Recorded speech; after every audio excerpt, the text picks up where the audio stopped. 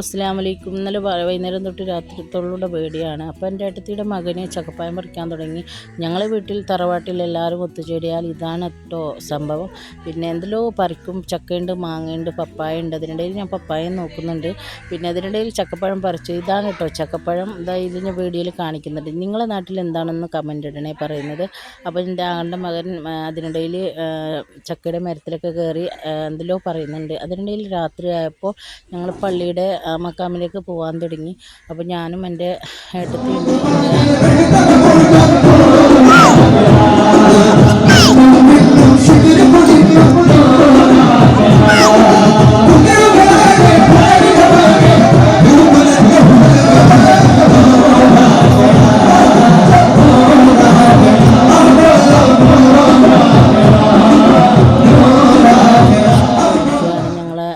നാട്ടിൽ ഉറൂസ് തുടങ്ങുന്നത്.